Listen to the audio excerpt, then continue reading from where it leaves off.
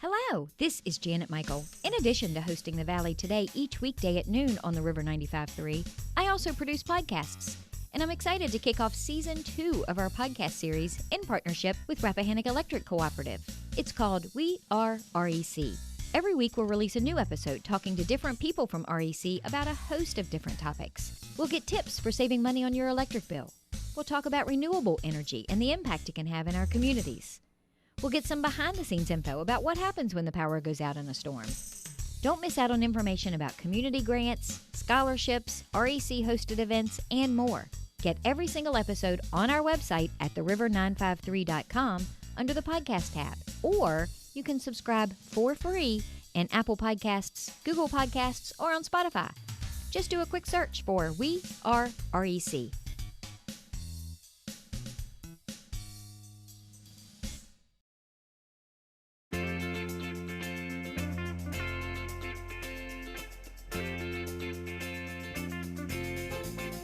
Hello and welcome to the Valley Today. I am your host, Janet Michael.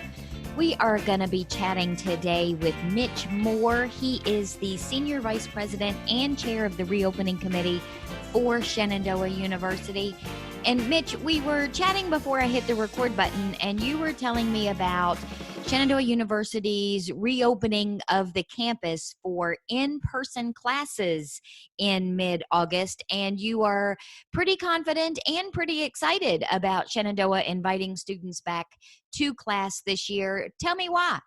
We just feel that being together and being the Shenandoah family is what we certainly want to provide, and what we are hearing over and over again that our students want, and they want to come back if they've been here before, and they want to come even for a first-year experience. And so we are very excited to be able to offer that to them as safely as we can here on campus. From everything that we're seeing on a local level, the decisions for in-person or virtual learning or hybrid of the two, those decisions don't happen in a vacuum. When I introduced you as chair of the reopening committee. You pulled in a lot of Shenandoah University personnel as well as community members and community leaders to help you kind of figure out what the best plan for Shenandoah was going to be. We have done that. Our reopening committee consists of about 15 individuals throughout the campus. While I chair the committee, I really kind of just coordinate a lot of good minds that get together and think through problems that we all have not had to think through before. And our president, Tracy Fitzsimmons, has a lot of faith in what we bring forward, and she, I think, trust the individual perspectives around the table, and often will have good insights too about ways to move forward. We are very conscious of the Virginia Forward plan that our governor put out all through his reopening phases, and we're in phase 3 now. We adjusted not only our plan for the summer, and our summer plans, we pretty much were shut down from mid-March. When I say shut down, that's really the wrong word. We went online. Our faculty were working harder than ever to make sure that they could provide a good experience for our students. We were fortunate in that we had in place the technology. Every student at Shenandoah University is given an iPad and a MacBook. It's called our I Am Learning program. And that allowed us to have a leg up on a lot of institutions that don't have a standardized platform. And many of our faculty were already teaching some type of online course. And so this transition was not as difficult for our community as some others did. For example, some had to add additional days on to their spring break, or take an additional break simply to be prepared to teach online. And we did not do that. We came back right the Monday after spring break and didn't miss a beat. The governor has put out not only his Forward Virginia program, but also his reopening guidelines for higher education. That has all been coordinated through the State Council of Higher Education in Virginia. Every institution, whether you're public or private, had to submit a plan to the state council that had to be approved by the state council. And that's on our website as well. We were very pleased to hear last Wednesday that we had met all of the requirements, and there were 26 very specific questions that talked about what you would do, not only in reopening your campus, but what you would do to contain any type of COVID-19 breakout, and then what you would do, God forbid, if we have to go back and go all online again. So very thorough, a great exercise for our reopening committee. We feel that we've done as much as we can right now because it's like building on quicksand. Things change almost daily. And I've been in higher education now for 37 years. This has been by far the greatest challenge, the greatest puzzle to try and put together to make sure that you not only meet all the mandates, but you're able to add and maintain the type of quality education that we've come to be known for here at Shenandoah. And that's an important piece that I think sometimes people forget or gets lost in the mix of everything, is that you do have all of these mandates, and not even just statewide. There are CDC mandates that come down from a federal level. But the bottom line is you're still a school and you have to provide a quality education to these students that are coming and an experience, because that's sometimes as important to going to college as the education that you're getting while you're there. Very true, Janet. And we have really worked hard to make sure that we can physically distance, that we take in the requirements of face coverings, that we do the proper cleaning and disinfecting protocols that are necessary, and yet still provide that experience. And we are doing that through what we are calling ShenFlex. ShenFlex is a hybrid model of education that allows for students and faculty to either be online or in person. We are certainly stressing the in-person piece of our program, and yet we also know, because of how our classrooms are set up, that if you are in a class, you will not be in that class all of the time in person. You will need to show up either in person on certain days or online in certain days. And in some of those cases, the class will be done asynchronous and synchronous, meaning that if it's synchronous, it's going on at the same time. If it's asynchronous, you may be watching a recorded lecture and responding. But there are all types of ways, creative ways, that our faculty, who have really shouldered the burden of taking us to this new way of education for right now. They've really shouldered the burden in making it as creative and as much of an experience as we can have. And I tell you, my hat's off to them, because, as you know, we've got so many different types of programs, from our health professions program to our conservatory program to our great business school, pharmacy program. Everyone is different, and yet everyone has leaned in to figure out the most creative way to use this hybrid ShenFlex model to continue to really be the great institution that Shenandoah is. So talk to me for a minute about logistics. You're going to do a staggered move-in on August 18th with the goal of starting classes on August 24th. What's it going to look like on campus? How is the physical logistics going to work when the kids start coming back? I think people know that we have recently made an agreement with the Vaden family, who owns the Clarion Inn, that we will be taking over the 139 rooms there that will allow people to have more singles. That was important. In addition, we have to, because we're mandated to put aside rooms for quarantine and isolation. And I should say that we know that we are not in a bubble. In fact, I don't think any institution of higher education can say that they're in a bubble. And we know that we will have cases.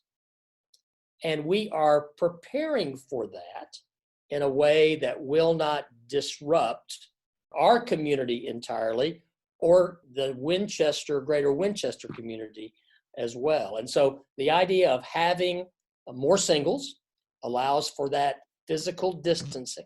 It allows us to have rooms set aside for isolation and quarantine when we do have cases. It's also allowing us to have more dining space. The Perkins restaurant has closed. We understand that the franchise lease was up anyway. And so we will have an additional dining hall, because not only do you have to physical distance in the classroom, you've got a physical distance in everything. And so this will allow us to meet our dining requirements that we need. And then I'm sure all of your listeners have been to wonderful banquets that used to take place up in their banquet area.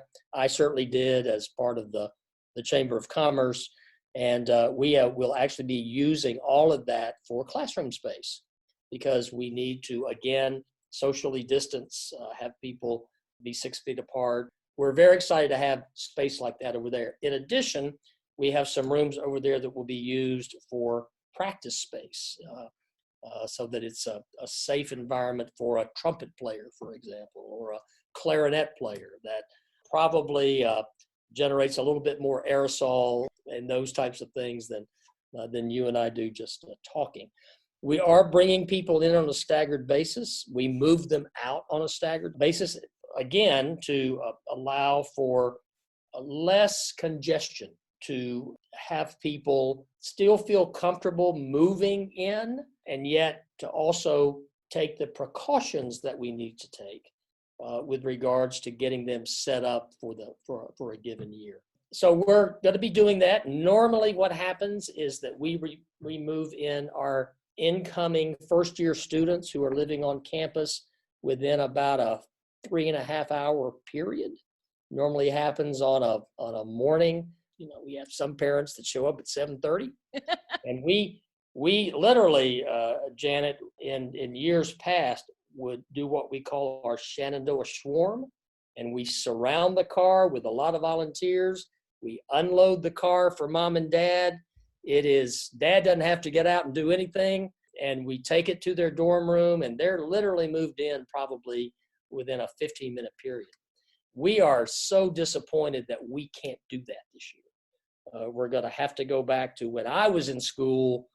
Mom and dad did help you lug your stuff up. We will have some volunteers, but it won't be the exact type of experience that we've had in the past. We're trying to make up for some of that by having good programming for that, what we call our Welcome Week.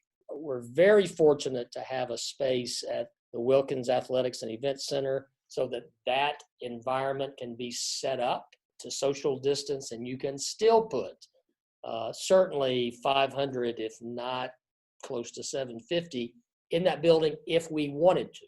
I don't think we'll do that quite yet, but that's going to give us some spaces to do some things with our incoming class that we're excited about. We'll be having some new dining options that Sodexo, our great food service folks, have for us. What we're going to be doing at the very beginning is to stress the fact that it's a privilege to be in person on any college campus this fall, and that it's up to our community to allow us to continue to be in person. And so young people, we think, of course, are going to be young people. At the same time, we have had our upperclassmen say, we get it. And we understand that we have got to follow different rules this year because we don't want to have to go back to what we just went through in March. We have a daily application that every faculty, staff, student member has to fill out before they come to campus. We call it our symptom checker. And we are making sure that you take your temperature every morning, that you report any type of symptoms that you have to our wellness center nurses, and that more importantly, if you're not feeling well that day, there is no points for powering through this year. Prior to arriving on our campus, you have to fill out that symptom checker for 14 days. We have asked our students to what we call live low, which is another word for quarantine. We're trying to put a little bit of you're trying to make it hip. Coolness into there. That really means, spend time with your family, limit travel, limit your social interactions. We really are expecting you to wear a mask and be socially distant even before you get here.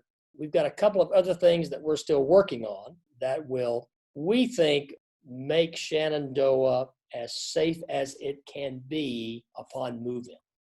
Understanding, again, that we know we're not creating a bubble. We know that we're going to have some type of case, and our plans, we think, have gone through every scenario possible to manage that case in a way that is respectful of someone's privacy and also takes care of that individual, whether you're a faculty, staff, or student, and that you don't walk away feeling that you're stigmatized because you're one of the first people that have been on our campus that may become infected with this terrible disease. So we're trying hard to make it as close to a Shenandoah experience as we can. Time for a quick break, and we'll come back and continue this conversation with Mitch Moore. He's a senior vice president and chair of the reopening committee for Shenandoah University. I am Janet Michael. You are listening to The Valley Today, and we'll be right back. Do you know anyone who is struggling with financial hardships because of coronavirus? Our new webinar called Coping with the Money Crunch can help. We'll talk about immediate options to consider, revising or creating a spending plan, and lots of community resources. Then we'll cover how to narrow your priorities, contact creditors, and avoid scams and risky loans. The webinar is free, and you can either join by phone or through Zoom on a smartphone, tablet, or computer. You can find out more by visiting the Northern Shenandoah Valley Financial Education Program on Facebook or calling Karen Poff at 540-635-4549. Let me show you how to make your own plan or help someone you care about get through the crisis. Call 635-4549 or visit @NSV Financial Education on Facebook today.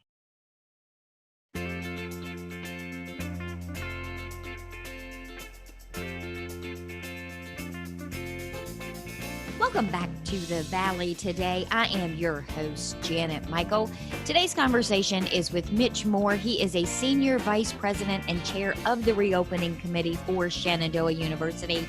In the first segment, we talked a bit about their decision and their plan for inviting students back to on-campus learning for the fall semester. We're going to talk more about that with Mitch now.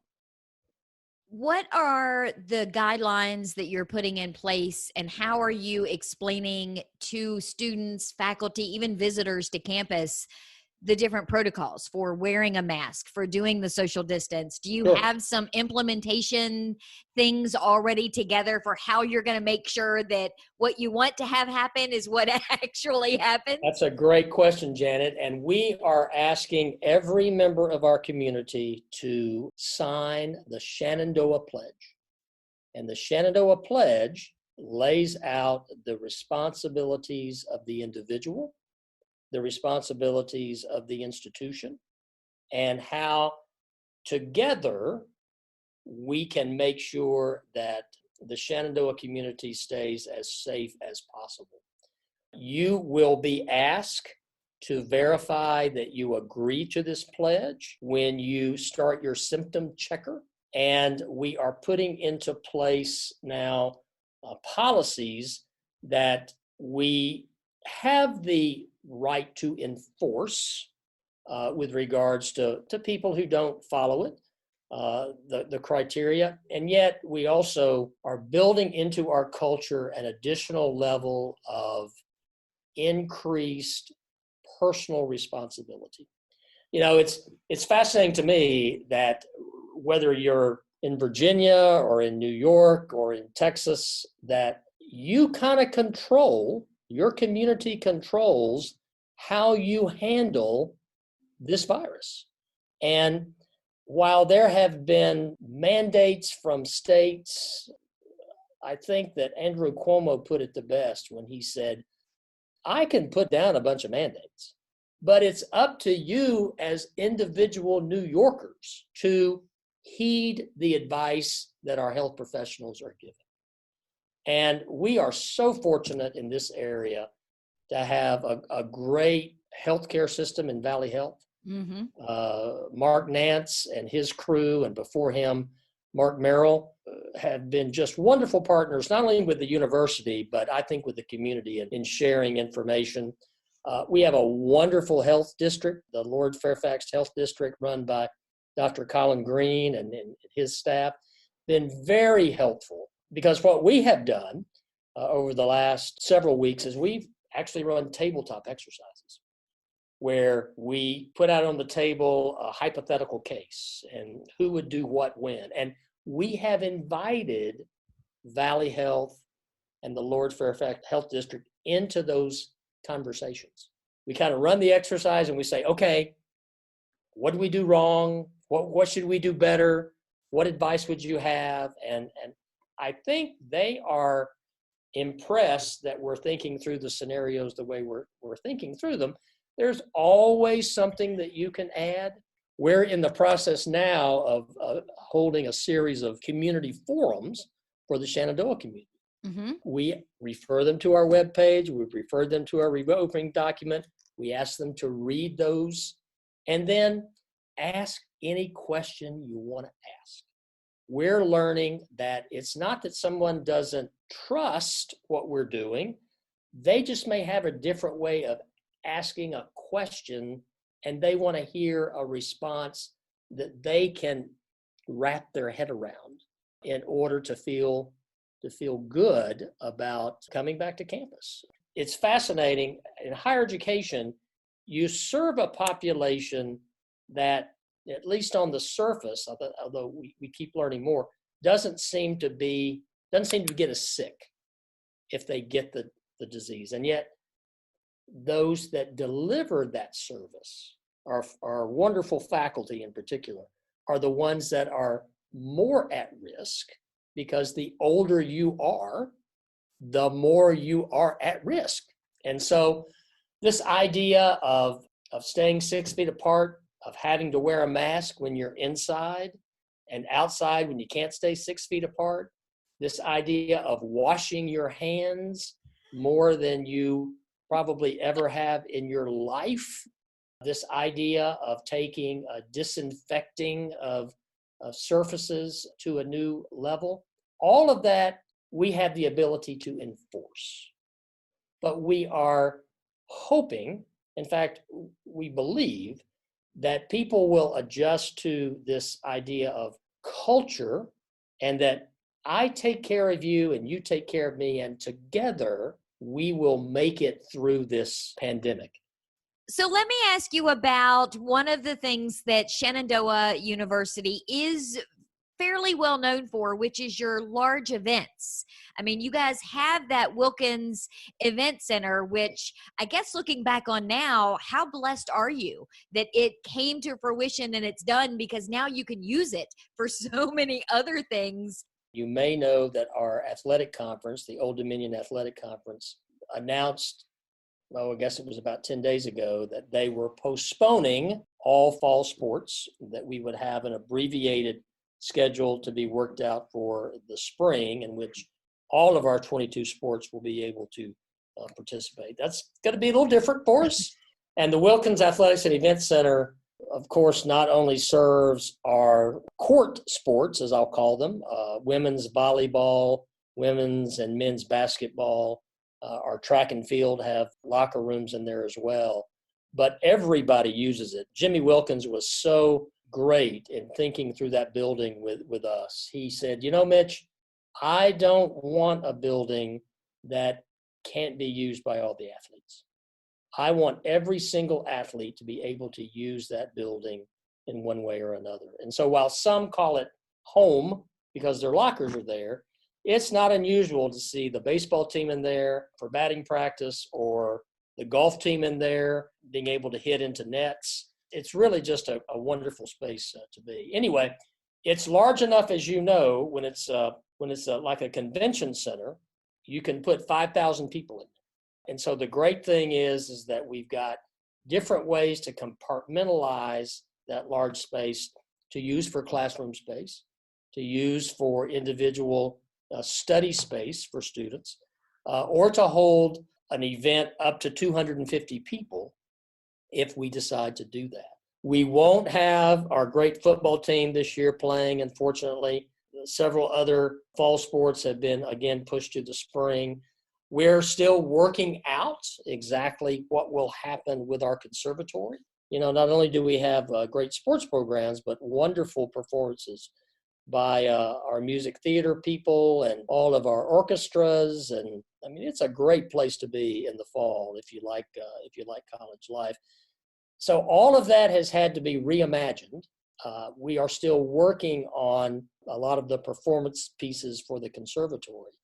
This year we had to cancel our summer music theater, which was just really sad for me because I love going to those shows. They're always a lot of fun. And I had them scheduled for a radio show, and the plan at the time when we scheduled it was that I was actually going to come out on site and sit in on a rehearsal and then record the show there in advance so I could talk to some of the people that were in the performance. And I was so looking forward to it and just as equally devastated when I realized we're not going to get to do that this year. Yeah. Well, that'd be a great show for next year, though, when we're able Absolutely.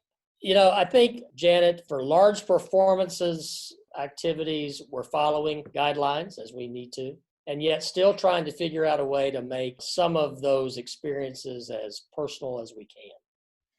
Well, I mentioned earlier in the show that none of this happens in a vacuum. And then you also touched on the fact that it is one of those things where it's like you're standing in quicksand. So everything is ever evolving because not just because of the pandemic, but if sports comes back, that's a whole new scenario that you're going to have to work through. But it's not just you and the faculty and the students at Shenandoah University. You mentioned it is the community as a whole. So if someone is listening today and they want to make sure that they are on the same page as Shenandoah University and that your faculty, your students are as safe as possible and want to know what role they can play, can they get all of the information about the reopening plan and your 26 points? Where can they find that? What you do is you go to our website, which is su.edu, and at the very top, you will see a bright red coronavirus link. And so you click that link. It will take you to our coronavirus website page that has a number of FAQs right there in front. You'll find our reopening committee document there, our SHEV document, and also a number of links there that tell you how you can help Shenandoah to get us through these interesting and trying times. Well, Mitch, thank you so much for taking some time out of your day to explain all of this to me. I am really excited as a Winchester native. I have always thought it was great when you see the kids back on campus. So I am really looking forward to driving by and seeing them on campus, but apart from each other. Right, exactly right, Jen. This has been wonderful. Thank you for your interest. I'm very grateful that you reached out and that we were able to connect and that I could explain what Shenandoah is doing moving forward. Well, that's it for our conversation with Mitch Moore today. He is the Senior Vice President and Chair of the Reopening Committee for Shenandoah University. Tomorrow is Tourism Tuesday, Shenandoah County edition. So meet me back here a few minutes after noon, and I will have that conversation ready to go for you.